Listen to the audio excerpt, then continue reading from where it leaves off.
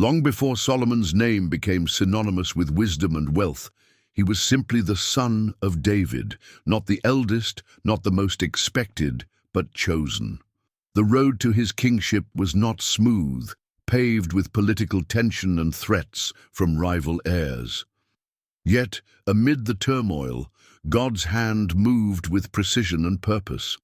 Through the prophet Nathan and the faithful voice of Bathsheba, Solomon was anointed as the next king of Israel. He did not seize the throne through ambition or warfare, but was appointed by divine will and secured by his father David's final decree. When the crown finally rested upon his head, Solomon could have asked God for power, vengeance, or fame. But in a dream recorded in 1 Kings 3:5-9, the Lord appeared and offered him anything he desired. Solomon, with a heart still tender and uncorrupted, asked not for riches or long life, but for wisdom to govern God's people with justice. He recognized his own limitations, referring to himself as a child in need of guidance. Pleased with this selfless request, God not only granted him unparalleled wisdom, but also promised him riches, honor, and longevity if he walked in obedience. It was the start of a reign, unlike any before it, marked by the fingerprints of heaven and the purity of a heart truly seeking to do right before God and his people. That wisdom soon manifested in ways that left the nation in awe. Perhaps no event better showcased Solomon's divine insight than the judgment between two women claiming the same child. With no witnesses and no clear evidence, Solomon proposed a shocking solution: to divide the baby in two. One woman cried out, begging the king to spare the child's life and give him to the other. Instantly, Solomon knew only a true mother would choose love over loss. The verdict spread like fire through the land, and the people stood in awe of a king whose discernment clearly came from God. But Solomon was more than a wise judge. He was a poet of the soul, a philosopher of divine truths, a theologian who gave language to the mysteries of life. He composed over 3,000 proverbs and 1,005 songs, each a thread in the spiritual fabric of Israel.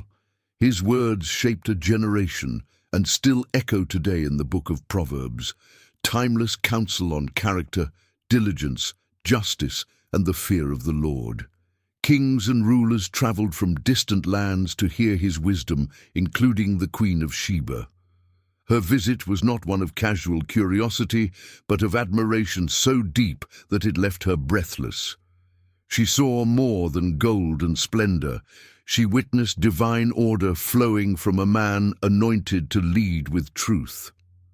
Solomon's crowning achievement was not his wealth or his wisdom. It was the temple, a project his father David had longed to build, but one reserved by God for Solomon's hands. In 1 Kings 6-8, we read of the magnificent construction of the temple in Jerusalem. 7 years of precise craftsmanship, cedar from Lebanon, gold overlay, and artistic detail unmatched in Israel's history. This was no ordinary structure.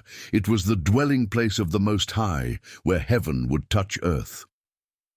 When the work was complete, Solomon gathered the leaders and elders of Israel to bring the Ark of the Covenant into its resting place within the most holy place. And then something extraordinary happened.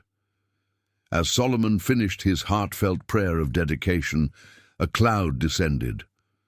The glory of the Lord filled the temple so fully that the priests could not stand to minister. It was the pinnacle of Solomon's reign, the purest moment of national worship and unity. Every heart was turned toward God, every voice lifted in awe. Solomon stood not just as king, but as a servant priest, interceding for his people. And in that holy temple, rich with sacrifice, praise, and presence, we see a foreshadow of a greater temple yet to come, Jesus Christ, in whom the fullness of God would one day dwell bodily. Following the temple's dedication, Israel entered its golden age. Peace reigned on all sides, trade routes flourished, Kings from distant lands paid tribute to Solomon, and the kingdom expanded far beyond anything seen before. 1 Kings 10 paints a picture of astonishing prosperity.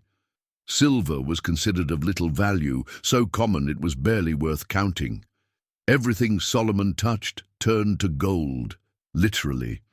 His throne was a marvel of ivory, overlaid with pure gold, flanked by lions and elevated above 6 majestic steps. The palace and the temple shone with wealth and grandeur. The people lived in safety, each under their own vine and fig tree, a phrase that spoke of complete security and well-being. Yet within this abundance, a quiet danger emerged. What began as a blessing risked becoming a burden. As the wealth increased, so did the temptation to take pride in it. Solomon's heart, once so fixed on God's glory, began to bask in human achievement. Gold, once used to honor the Lord, now adorned every corner of Solomon's house. The line between sacred devotion and self-exaltation grew thinner with each treasure added. The nation still prospered outwardly, but inwardly the seeds of spiritual drift had been sown. What if success became the snare? What if praise turned into pride? Solomon's ascent to greatness brought with it not only global fame and fortune, but dangerous entanglements of the heart. In a world where alliances secured peace, Solomon took the path of diplomacy through marriage, forging bonds with the surrounding nations by wedding their daughters. But what seemed politically wise was spiritually devastating. 1 Kings 11:3 tells us he took 700 wives, many of them princesses from foreign lands, and 300 concubines. This was not mere excess, it was a direct violation of God's law. Deuteronomy 17:17 had warned that a king must not take many wives, or his heart would be led astray. Yet Solomon, the man gifted with divine wisdom, disregarded the very command that would have preserved his soul. These marriages were more than political transactions, they were spiritual compromises. With each bride came customs, idols, and subtle seductions of the heart. Slowly, the man who had once prayed for a discerning heart began to lose his discernment. He didn't renounce Yahweh overnight. The drift was quiet, unassuming, altars erected here, a shrine allowed there. But every step away from God was a step toward divided loyalty. The love of God was being diluted by the love of many, and soon the throne once guarded by divine wisdom was occupied by a heart deeply divided. What began with tolerance ended in tragedy. Solomon, once a worshipper who had seen God's glory fill the temple, became a builder of altars to false gods. 1 Kings 11:5-7 describes the abomination. He built high places for Ashtoreth, the vile goddess of the Sidonians, whose worship was steeped in sensual rituals, for Chemosh, the detestable god of Moab, and for Moloch, the Ammonite deity whose followers committed child sacrifice. These were not acts of ignorance, they were deliberate constructions in defiance of God's holiness. The horror is not only in what Solomon built, but in who he had become. The one who once stood with hands lifted in pure devotion now permitted the shedding of innocent blood. The burning of children on pagan altars within the land God had consecrated. The man who had authored proverbs on righteousness was now facilitating the most grotesque forms of idolatry. God had spoken plainly in Deuteronomy 12:3, "Tear down pagan altars, smash their sacred stones." And in Deuteronomy 17:17, he commanded kings to avoid multiplying wives and wealth. Solomon knew these commands. He had taught others to fear God. Yet wisdom without obedience became his downfall. It wasn't a lack of knowledge, but the erosion of reverence that led to his betrayal. The palace had become a sanctuary, not of the Lord, but of idols. And the wisest man alive had become the greatest fool. God, who had once appeared to Solomon in glory and favor, now appeared in judgment. The same voice that promised wisdom and prosperity now declared consequences. Solomon had broken covenant, building altars to foreign gods and allowing his heart to be turned from the Lord. 1 Kings 11:11 delivers the devastating verdict, "Since this is your attitude, and you have not kept my covenant and my decrees, I will most certainly tear the kingdom away from you and give it to one of your subordinates." Yet even in judgment, God remembered his promise to David. For David's sake, the full force of discipline would not fall in Solomon's lifetime. One tribe would remain under his son, preserving a remnant of the united kingdom. Mercy and justice walked together. Then came the moment of prophetic symbolism. The prophet Ahijah met Jeroboam and, in a stunning act, tore a new cloak into 12 pieces. "Take 10, he said, "for this is what the Lord says. I am tearing the kingdom out of Solomon's hand." 1 Kings 11:29 through 31. The tearing of fabric mirrored the tearing of a nation. Solomon's unchecked heart had begun a fracture that would shake Israel's history forever. The golden age was over. The slow unraveling had begun. As Solomon aged, the splendor that once defined his reign could no longer shield him from the shadows gathering in his soul. The golden walls of his palace, the endless servants, the trophies of victory, none could silence the ache of regret.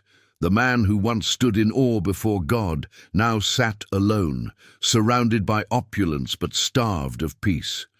It was in these twilight years that Solomon turned inward and penned the words of Ecclesiastes, a raw and sobering reflection of a life that tasted everything but found nothing lasting.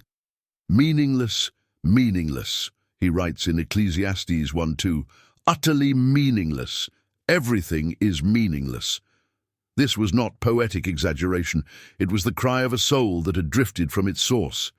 He had built cities, gathered wealth, indulged in pleasure and chased wisdom, but all had become as vapor, vanishing, empty, unsatisfying.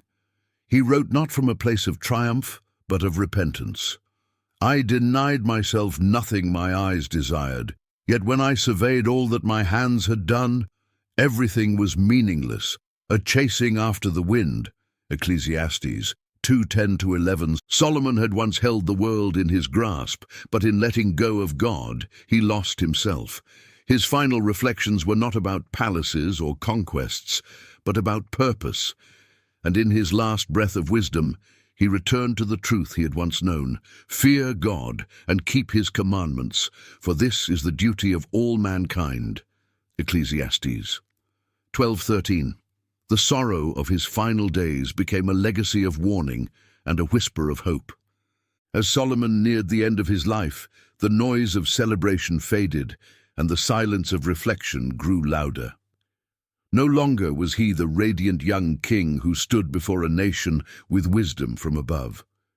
He had become a man haunted by the distance between who he once was and who he had become. And yet, from that brokenness came one final offering, the book of Ecclesiastes. It is not a record of power, but of perspective. It is not filled with boasts, but with brutal honesty. Solomon, once adored for his brilliance, now wrote like a man stripped of illusion. He had seen the vanity of wealth, the emptiness of pleasure, the shallowness of applause. Now all has been heard. Here is the conclusion of the matter. Fear God and keep his commandments, for this is the duty of all mankind. Ecclesiastes 12:13. This was no longer the voice of a king speaking from a throne. It was the voice of a man who had wandered far from the path of life and returned with scars. His closing words are a gift not wrapped in gold but in grace, not to celebrate the heights of his reign, but to remind us of the only thing that lasts, not the glory of gold, but the glory of God. Solomon's story doesn't end with a monument, but with a mirror, one that invites every reader to examine their own life. We may not sit on thrones or govern nations, but like Solomon, we've all been blessed, trusted, and given influence in one form or another. And like Solomon, we are vulnerable to drift. What altars have we built in our own lives? Altars of ambition, pleasure, popularity, or comfort? Have we allowed our hearts to be divided by lesser loves? Solomon's fall wasn't immediate. It was slow, subtle, and disguised as success. His compromises were culturally acceptable, politically strategic, even admired, but they were deadly to his soul. Yet even in his failure, God's mercy shines. Though the kingdom was torn, the line of David was preserved. Through that line came the greater Son, Jesus, the true and eternal King. Solomon's fall, as tragic as it was, did not cancel God's redemptive plan. That same mercy reaches to us today. Let his life be a warning and also a call. Don't just begin with passion, finish with faithfulness. Don't trade intimacy with God for temporary gain. Don't wait until regret sets in to realize what matters most. Learn from the fall of the wisest man and resolve to live wiser still. The crown that counts is not made of gold, but of obedience. Finish well,